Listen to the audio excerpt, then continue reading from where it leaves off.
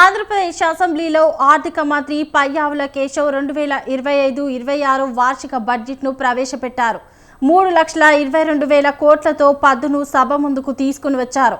కూటమి ప్రభుత్వం అధికారంలోకి వచ్చిన తర్వాత తొలిసారిగా పూర్తి స్థాయి బడ్జెట్ను ప్రవేశపెట్టారు. బడ్జెట్లో వ్యవసాయానికి 48,000 కోట్లు కేటాయించారు. ఇక రెవెన్యూ వ్యయం 2,51,162 కోట్లు, మూలధన వ్యయం అంచనా 40,635 కోట్లు, రెవెన్యూ లోటు 33,185 కోట్లు, ద్రవ్య లోటు 79,926 కోట్లుగా అంచనా వేశారు. అన్నదాత సుఖీభవ కోసం 6,300 కోట్లు, పోలవరం ప్రాజెక్టు కోసం బడ్జెట్లో 6,705 కోట్లు కేటాయించారు. మరియు భావితరాల ప్రజలకు జీవితాలను మెరుగుపరుస్తుందని, అలాగే రాయలసీమ ప్రాంతం మరియు ఉత్తర కోస్తా జిల్లాల భవిష్యత్తును మారుస్తుందని మా ప్రభుత్వం బలంగా విశ్వసిస్తోంది. భవిష్యత్తును తీర్చిదిద్ది వ్యవసాయాన్ని పరిరక్షించి మన రాష్ట్రాన్ని నీటి భద్రత గల కరువు రహిత రాష్ట్రంగా మార్చే శక్తి ఈ ప్రాజెక్టుకు ఉంది. మా ప్రభుత్వం ఈ ప్రాజెక్టు మొదటి దశకు గాను కేంద్ర ప్రభుత్వం నుండి 12,157 కోట్ల రూపాయలను పొందగలిగింది. ఇప్పటికి 73% పురోగతిని సాధించిన ఈ ప్రాజెక్టు 2027 నాటికి పూర్తి కానుంది. గోదావరి జలాలు ఏటా 2,000 టీఎంసీల నీరు సముద్ర పాలవుతున్న పరిస్థితి ఓవైపు, నీరు లేక ఎడారిగా మారుతున్న రాయలసీమ ప్రాంతం మరోవైపు. వృధాగవుతున్న నీటిని సద్వినియోగం చేసుకుంటూ ఆంధ్రప్రదేశ్ను కరువు రహిత రాష్ట్రంగా మారుస్తూ రైతుల జీవితాలలో వెలుగు నింపే దిశగా బృహత్తరమైన పోలవరం బనకచెర్ల నదుల అనుసంధాన ప్రాజెక్టును మన గౌరవ ముఖ్యమంత్రి గారు శ్రీకారం చుట్టారు. దీనికోసం ప్రణాళికలు రూపొందించే ప్రక్రియ ప్రారంభమైంది. ఈ బృహత్తరమైన ప్రాజెక్టుకు అవసరమయ్యే 1,000 కోట్ల రూపాయలను సమకూర్చుకోవడానికి ఉన్న అన్ని అవకాశాలను గౌరవ ముఖ్యమంత్రి గారు అన్వేషిస్తున్నారు. దీనిలో భాగంగా గోదావరి నది నుండి 2,000 టీఎంసీల వరద నీటిని మళ్లించడం ద్వారా ఈ ప్రాజెక్టు సాకారం కావాలని, చంద్రబాబు గారి కలలు నిజమవ్వాలని మనం అందరం కోరుకుందాం. కూటమి ప్రభుత్వం సంక్షేమానికి పెద్దపీట వేస్తూ భారీ కేటాయింపులు జరిపారు. ఎన్టీఆర్ వైద్య భరోసాకు 31,613 కోట్లు కేటాయించారు. తల్లికి వందనం కోసం 9,407 కోట్లు, బీసీ సంక్షేమానికి 47,456 కోట్లు, వైద్యారోగ్య శాఖకు 19,260 కోట్లు కేటాయించారు.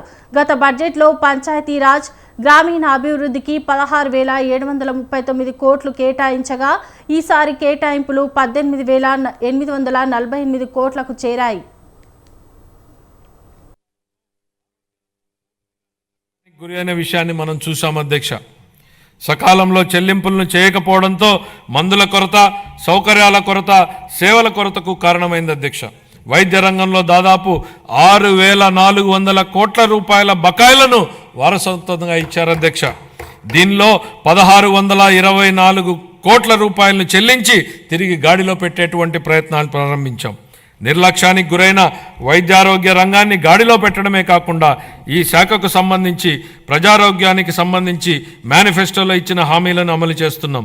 దీనిలో భాగంగా ఇప్పటికే ఉన్న ఎన్టీఆర్ వైద్య సేవ పథకానికి తోడుగా ప్రతి కుటుంబానికి నాణ్యమైన వైద్య సేవలు అందించేందుకు, పేద మధ్యతరగతి ప్రజలకు ఆసుపత్రులకు వెళ్లిన వెంటనే ఎటువంటి ఇబ్బంది లేకుండా కార్పొరేట్ వైద్యం అందేలా పథకాన్ని రూపొందించాం.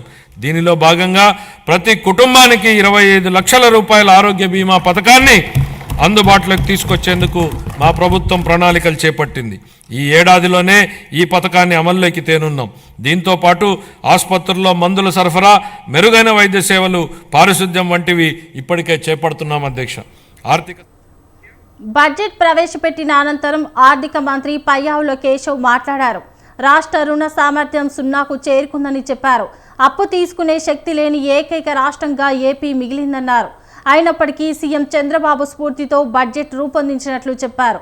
2014-19 మధ్య రాష్ట్రం 2 అంకెల వృద్ధి సాధించిందన్నారు పయ్యావుల. సవాళ్లను ఎదుర్కోవడంలో చంద్రబాబు ఆయనకు ఆయనే సాటి అని ఆర్థిక మంత్రి కొనియాడారు. రాష్ట్ర విభజన కారణంగా రాజధానిని కోల్పోయిన ఏపీకి అమరావతిని ప్రజా రాజధానిగా చేసుకున్నామన్నారు. ప్రజల ఆకాంక్షలకు అనుగుణంగా అమరావతి పనుల భారీగా చేపడతామని చెప్పారు. మహారాష్ట్రకు ముంబై, తెలంగాణకు హైదరాబాద్ ఎంత ముఖ్యమో ఏపీకి అమరావతి అంతే ముఖ్యమన్నారు పయ్యావుల. ప్రధాని మోదీ సహకారంతో ముంబై, హైదరాబాద్ నగరాలకు సరితూగేలా అమరావతిని అభివృద్ధి చేస్తామని ఆర్థిక మంత్రి వెల్లడించారు. రాజధానిని కోల్పోయిన మన రాష్ట్రానికి అమరావతిని ప్రజా రాజధానిగా ఏర్పాటు చేసుకున్నాం. దీనికి ఆనాడు ఆమోదం తెలిపి అధికారంలోనికి రాగానే మాట మార్చారు. మాట మార్చడమే కాకుండా అమరావతి విధ్వంసానికి నడం బిగించారు. నాటి ప్రభుత్వ అరాచక విధానాలపై అమరావతి రైతులు పోరుబాటును ఎంచుకోవడం, తమని తాను కాపాడుకుంటూ ఈ రాష్ట్ర రాజధానిని కూడా కాపాడుకునేలా అమరావతి రైతులు చేసిన పోరాటాన్ని ఈ సందర్భంగా గుర్తు చేస్తున్నా అధ్యక్ష. తిరిగి రాష్ట్ర ప్రజల ఆకాంక్షలకు అనుగుణంగా రాజధాని పనులను పెద్ద ఎత్తున చేపట్టేందుకు సిద్ధంగా ఉన్నామని చెప్పడానికి సంతోషిస్తున్నాను అధ్యక్ష.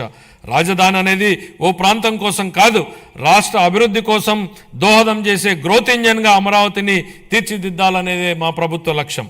మహారాష్ట్ర అభివృద్ధికి ముంబై ఎంత కీలకమో, తెలంగాణ అభివృద్ధికి హైదరాబాద్ ఎంత ముఖ్యమో, మన రాష్ట్ర ఆర్థిక వ్యవస్థను ముందుకు తీసుకెళ్లడానికి అమరావతి నిర్మాణం కూడా అంతే అవసరం. గౌరవనీయ ప్రధానమంత్రి శ్రీ నరేంద్ర మోడీ గారి సహకారంతో గత ప్రభుత్వం ప్రతి శాఖలోనూ ఆర్థిక అరాచకం చేసిందని పయ్యావుల మండిపడ్డారు. ఆయా శాఖల్లో లెక్కలను కొలిక్కి తీసుకొచ్చేందుకు చాలా సమయమే పట్టిందన్నారు. గత ప్రభుత్వ అరాచకాలను స్వయంగా నీతి ఆయోగ్ తన నివేదికలో వెల్లడించిందని అన్నారు. 2019లో వచ్చిన వైసీపీ సర్కార్ రాష్ట్ర పురోభివృద్ధికి అడ్డుకట్ట వేసిందని ఆర్థిక మంత్రి విమర్శించారు. వైసీపీ చర్యలతో రాష్ట్ర అభివృద్ధి పురోగమన బాట నుంచి తిరోగమన బాట పట్టిందని ఎద్దేవా చేశారు. పరిశ్రమలను రాష్ట్రం నుంచి తరిమేశారన్నారు. ప్రజా సంక్షేమాన్ని మరిచి కక్ష సాధింపు చర్యలకు, రాజకీయాలకు తెరలేపారని పయ్యావుల మండిపడ్డారు. వైసీపీ ప్రభుత్వం అప్పులనే కాదు, చెత్తను వారసత్వంగా ఇచ్చిందని పయ్యావుల విమర్శించారు.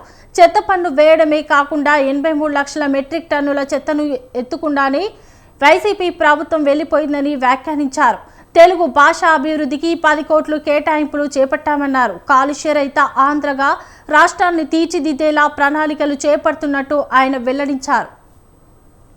మున్సిపాలిటీల పరిధిలో చెత్త సేకరణకు వేసిన చెత్త పన్నును రద్దు చేసింది. చెత్త పన్ను ప్రస్తావన వచ్చిన నేపథ్యంలో ఓ విషయాన్ని సభ దృష్టికి తీసుకురాదలిచాను అధ్యక్ష. మీరు ఆనాడు ప్రతిపక్షంలో ఓ మాట అన్నారు. చెత్త మీద వేసిన చెత్త పన్నును ప్రస్తావిస్తూ నాటి పాలకుల మీద మీరు చేసిన వ్యాఖ్యలు పెను ప్రకంపనలు సృష్టించాయి. అది అక్షరాల నిజమని ప్రజలు తమ జూన్ 24 తీర్పు ద్వారా స్పష్టం చేశారు అధ్యక్ష. గత పాలకులు రాష్ట్రానికి అప్పులనే కాదు, చెత్తను కూడా మనకు వారసత్వంగా వదిలేసి వెళ్లారు. రాష్ట్రంలో 83 లక్షల మెట్రిక్ టన్నుల చెత్తను ఎత్తకుండా వదిలి వెళ్లిపోయింది గత ప్రభుత్వం. కూటమి ప్రభుత్వం చెత్త పన్నుని రద్దు చేయడమే కాకుండా మళ్లీ స్వచ్ఛాంధ్ర దిశగా పనిచేస్తుంది అధ్యక్ష. పట్టణ పేదలకు రాయితీపై ఆహారాన్ని అందించే 204 అన్నా క్యాంటీన్లను ఇప్పటికే ప్రారంభించడం జరిగింది. 25-26 ఆర్థిక సంవత్సరానికి పురపాలక మరియు పట్టణాభివృద్ధి శాఖకు 13,862 కోట్ల రూపాయలను కేటాయింపును ప్రతిపాదిస్తున్నాను అధ్యక్ష. మా ప్రభుత్వం మున్సిపాలిటీల పరిధిలో చెత్త టీడీఎల్పీ సమావేశంలో సీఎం చంద్రబాబు కీలకమైన వ్యాఖ్యలు చేశారు. ఆర్థిక కష్టాల్లో కూడా మంచి బడ్జెట్ అందించామని చెప్పారు. వైసీపీ హయాంలో రాష్ట్రంలో విధ్వంసం జరిగిందన్నారు.